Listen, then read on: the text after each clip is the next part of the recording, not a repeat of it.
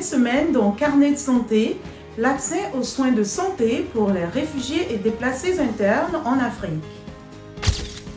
Et des réfugiés au Cameroun ont du mal à s'offrir des services de santé. Ensuite, certains résidents du camp de réfugiés de Kieri District au Rwanda s'expriment sur la situation sanitaire. Enfin, des déplacés au Mozambique font face à l'insécurité alimentaire. C'est dans cette édition de Carnet de santé.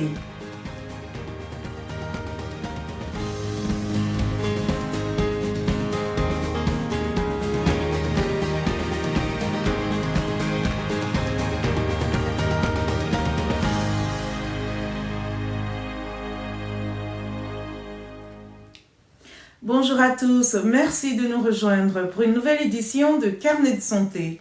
Il existe plus de 26 millions de réfugiés dans le monde et au moins 50 millions de personnes déplacées internes qui ont fui des conflits, des persécutions ou des catastrophes. Et près d'un tiers de la population mondiale de réfugiés vit en Afrique, selon l'Agence des Nations Unies pour les réfugiés. Dans une recherche sur la santé des réfugiés publiée dans la revue médicale JAMA, des scientifiques ont découvert que de nombreux réfugiés et demandeurs d'asile subissent à la fois un stress physique et psychologique dans leur pays d'origine, pendant la période de transition et à leur arrivée dans le pays d'accueil, ce qui peut augmenter leur risque de développer des problèmes de santé mentale et physique. Partons au Cameroun, où 80% des réfugiés nigérians et centrafricains enregistrés dans le pays payent pour se faire soigner. Une dure réalité consécutive à une baisse drastique des financements en faveur du Haut Commissariat des Nations Unies pour les réfugiés. La prise en charge est impactée dans les camps de réfugiés comme à Gado-Bazéré, à plus de 550 km de Yaoundé. Emmanuel Juntap, notre correspondant au Cameroun, s'y est rendu. Reportage. Cet enfant d'une mère réfugiée centrafricaine a été diagnostiqué du paludisme. L'enfant reçoit une injection d'une aide-soignante au centre de santé intégré de Gado-Badjiri, à proximité du principal camp de réfugiés centrafricains au Cameroun. Dans le couloir du centre de santé ce jour-là, cet autre enfant hydraté est consulté par Benjamin, l'un des 5 employés, encore en fonction de l'ONG Africa Humanitarian Action, qui gère depuis 2010 le programme santé des réfugiés au Cameroun. Au départ, c'est tous les réfugiés, on les prenait gratuitement. Avec donc la crise, le budget diminue, donc on commence à faire une prioritisation. Actuellement, on prend les enfants de moins de 5 ans, les femmes enceintes, les femmes allaitantes jusqu'à 1 année, les malades chroniques et les urgences vitales. Depuis l'entrée en vigueur de cette mesure en 2018, Awa, une réfugiée centrafricaine aujourd'hui âgée de 50 ans, n'a plus droit aux soins gratuits lorsqu'elle va, comme ce matin au centre de santé. Avec le ciblage, ça devient très compliqué. Je dois acheter mes médicaments et je n'ai pas d'argent pour le moment. Vraiment, c'est difficile pour nous maintenant. Les réfugiés centrafricains sont estimés à plus de 28 000 à Gado-Badjiri. Juliette est la seule sage-femme du centre de santé. Employée de l'ONG African Humanitarian Action, elle entretient aussi les femmes réfugiées sur le planning familial. Car le bloc maternité n'est équipé que de 2 lits d'accouchement. Nous avons environ 60 à 70 accouchements par mois en consultation prénatale. De premier contact, nous enregistrons environ 100 consultations prénatales par mois. L'accès aux soins de santé gratuits pour tous les réfugiés est un épineux problème à Gado-Badjiri. Dans son bureau situé au bâtiment annexe construit par le HCR, le chef du centre de santé intégré espère un retour à la normale. Je ne sais pas d'où le partenaire trouvait son fonds. Si on pouvait vraiment les doter de fonds suffisants, comme dans le passé, pour que vraiment les activités de soins de santé reprennent normalement et que les bénéficiaires qui sont les réfugiés vraiment doivent être à l'aise comme avant. Oui, et surtout, vraiment, le site, vraiment, ça serait vraiment une très bonne chose. Cette année, les financements du HCR pour la santé des réfugiés centrafricains au Cameroun sont inférieurs à 400 000 $, selon la représentante de l'AHA au Cameroun. Il y a 10 ans, ils étaient supérieurs à 4 millions de dollars. Nous avons visité le camp de réfugiés de Mahama à l'est du Rwanda, à la frontière de la Tanzanie, et avons demandé l'avis des résidents sur leurs soins médicaux qu'ils reçoivent. C'était la première fois que nous nous retrouvions hors du pays, puis nous sommes arrivés d'une manière horrible en fuyant avec 2 enfants. C'était une expérience vraiment difficile et progressive. C'est difficile à expliquer, mais nous devons accepter cette vie difficile et nous la vivons aussi parce que nous n'avons pas le choix. Quand je suis partie, j'ai eu l'impression de devoir tout accepter car le plus important était de sauver ma vie. Une fois que vous devenez un réfugié, vous serez tout d'abord mentalement endommagé après avoir traversé la frontière depuis votre domicile. Encore une fois, on essaie de trouver quelque chose à faire pour oublier, donc nous faisons du sport et nous parlons à des amis. C'est ce que nous faisons très souvent.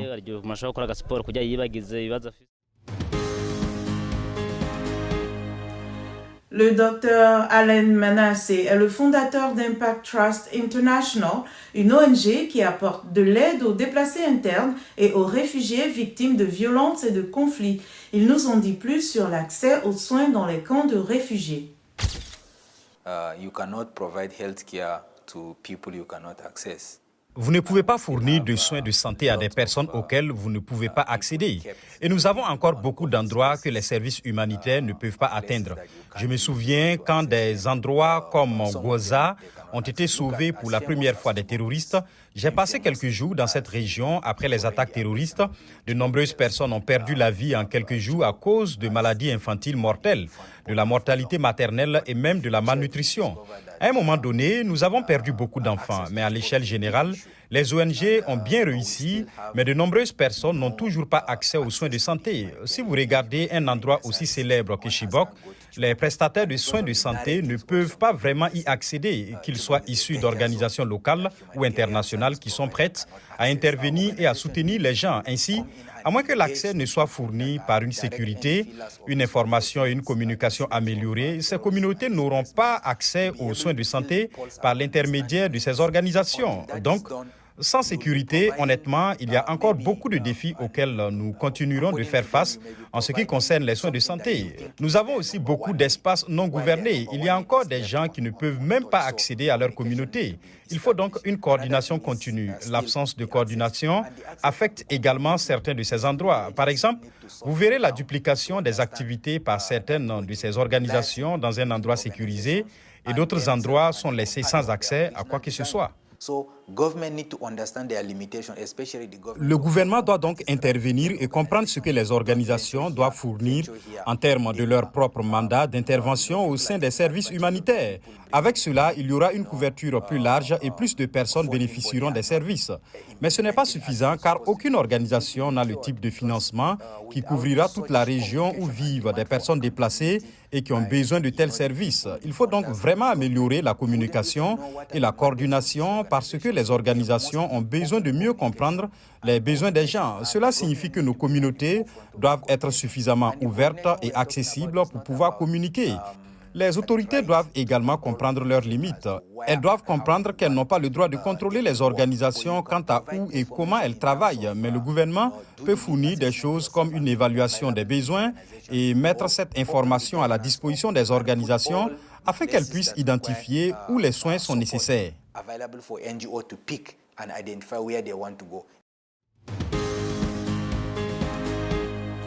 Une insurrection en cours dans la province de Cabo Delgado, au nord du Mozambique, a entraîné le déplacement de nombreuses personnes vers les camps de réfugiés. Amancio Vilanculos et Omari Kaseko de la division Afrique de la VOA ont visité plusieurs camps et ont mis en lumière la crise sanitaire à laquelle sont confrontés les réfugiés, en particulier les enfants. Le récit est de Rosine Munezero. Les enfants déplacés par le conflit de Cabo Delgado ont subi des traumatismes. Certains ont été témoins de scènes horribles, peut-être le meurtre d'un parent, et sont vulnérables à une grave détresse mentale. Ils ne parlent pas, n'aiment pas parler d'une mauvaise expérience. Ils peuvent la mentionner, mais pas s'y attarder. C'est pourquoi nous les faisons jouer à des jeux, regarder la télévision pour les aider à oublier ce qu'ils ont vécu. Comme pour l'éducation, la santé publique a subi une pression énorme. L'insécurité et les déplacements massifs qui en ont résulté ont canalisé des milliers de personnes vers des camps dont les installations sanitaires et de santé existantes étaient déjà inadéquates. Les pénuries d'eau potable et de services de santé menacent les personnes déplacées et leur communauté d'accueil.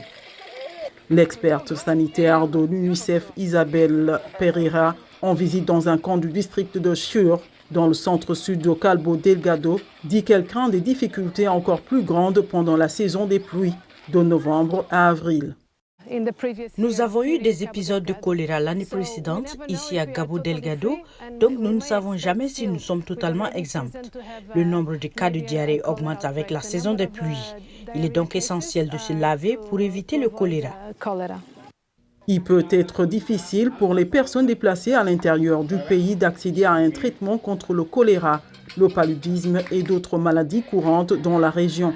L'Organisation mondiale de la santé collabore avec le ministère de la Santé du Mozambique pour améliorer les zones de conflit de Cabo Delgado, construisant des cliniques et mettant en place des unités mobiles.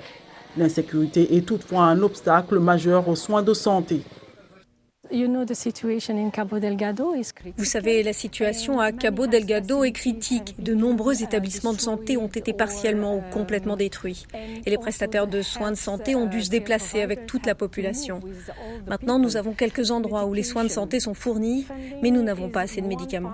Le financement est une partie, mais l'attribution de la bonne quantité de médicaments est toujours en cours.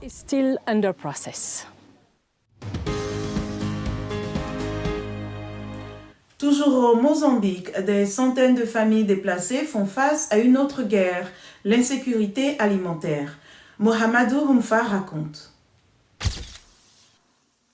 Les 31 familles recensées dans ce camp de déplacés du village de Gondola y sont désormais installées.